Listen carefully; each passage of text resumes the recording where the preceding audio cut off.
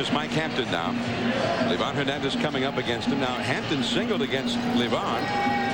Hampton, a great hitting pitcher. Livan had 236 for the year with a homer, 3 doubles, and 9 runs batted in.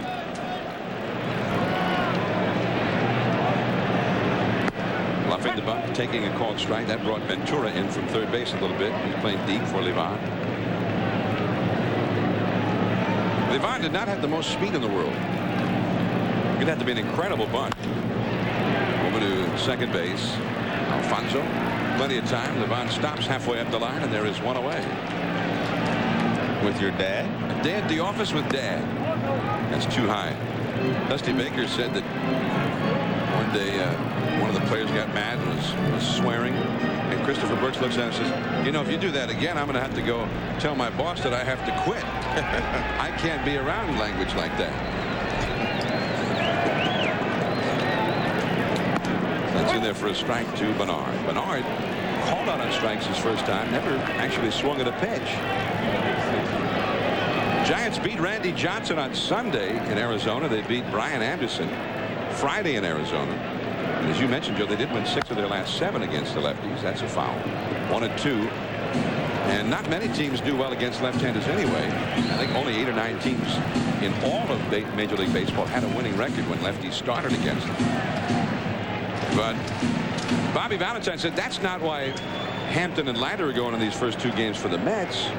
He said they're going for obvious reasons, which is basically they're his 2 best pitchers. Bernard, slow chop up the first base side. Hampton will get the tag out himself. Out number 2.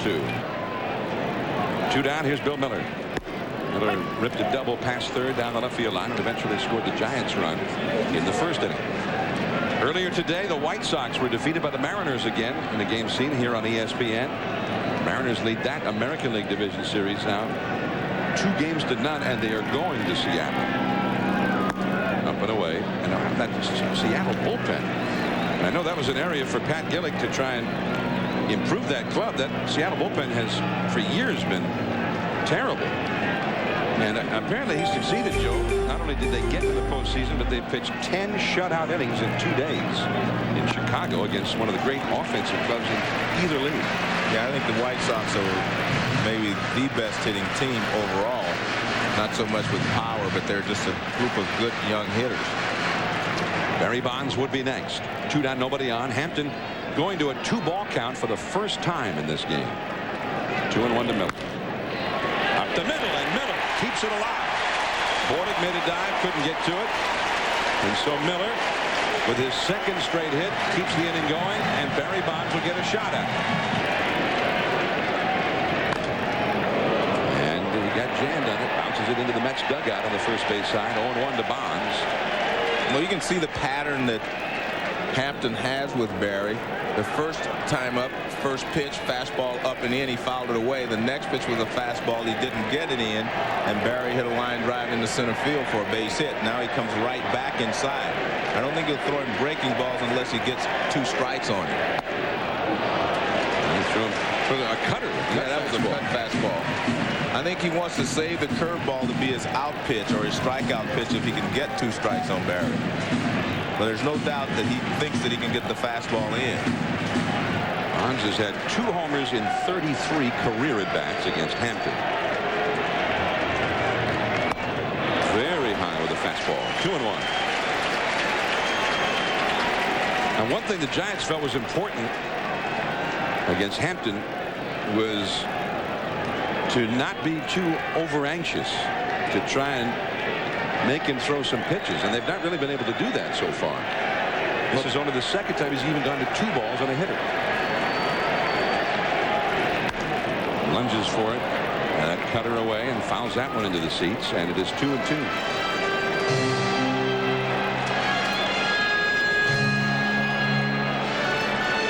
Bonds used to be one of the best left-handed hitters against left-handers. But this year, he really struggled against lefties. Probably his worst year all told against lefties. And one of the reasons he had problems was the fastball in. Just off the outside, and Hampton started off the nine of the dugout. Hampton obviously displeased with that call, but he does a good job of keeping his composure.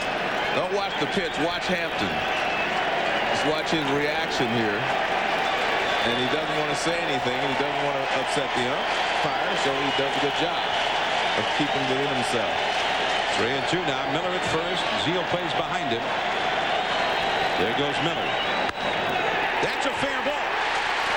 It hits the railing, and the right fielder, Bell, is hurt.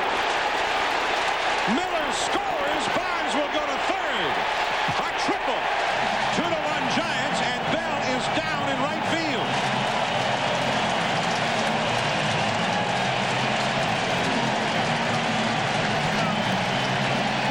So Bonds with the triple. The Giants lead 2-1, and Bonds is 2 for 2 in the first game of this postseason. Jeff Kent, who drove in a run with a ground ball his first time. That's low on the outside.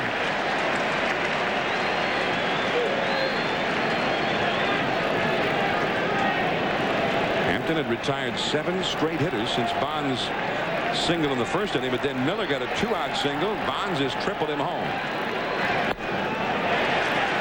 2-0 to Kent. Now you might say, well, hey, you could do a lot worse than pitching around Jeff Kent with the kind of year he's had. The problem is Ellis Burks is on deck. And Ellis Burks is probably a much better hitter against left-handed pitching than anyone else. And I'm not just talking about average-wise, just his approach to left-handed pitching.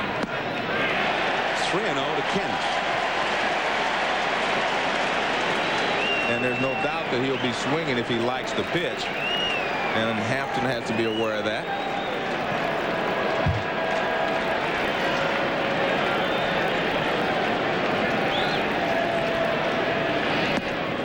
He walked it.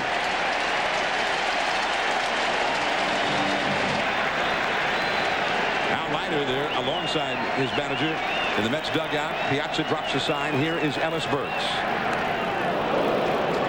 And that got a piece of Mike Piazza, and that's one of the reasons that catchers do not hit as well at the end of the season as they do at the beginning of the season. They have so many bumps and bruises, foul tips, and Mike has a bad back. He gets hit off with foul tips. I mean, it's just a tough job. I mean, it was a sad sight by the end of that league championship series last year, seeing Piazza was just a shell of his former self. And I mean, this is a guy that may be the best hitting catcher ever. I mean, if you look at the numbers he has put up in his career, you'd say that no one was a better hitter than he has been in his career. Piazza will be leading it off in the next inning for the Mets. But right now, he's trying to devise a way for Mike Hampton to get Ellis Burks out here with 2 men on, 2 men out. That one is gone if it's fair. Down the line. It is off the foul pole. A 3-run homer for Burks, and it's 5-1 Giants.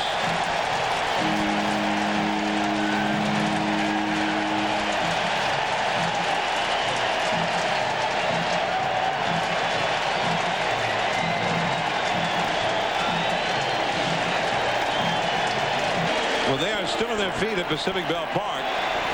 Ellis Burks electrifying the home crowd with a booming home run down the line. It was just a question of fair or foul, and then it hit the foul pole.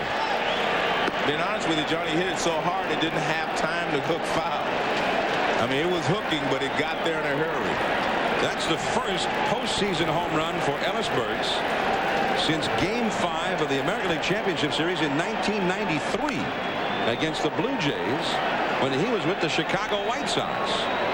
Burks made it into postseason play twice with the Boston Red Sox in 1988 and 90. And of course, those were ultimately disappointing times for the Red Sox as they were against that great Oakland ball club and went to the World Series both years. Aurelia is quickly gone on strikes, but the Giants, who had 2 men on and nobody on, end up with 4 runs, 3 of them on the Burks homer. Now the Mets have to play catch-up. Piazza coming up when we come back.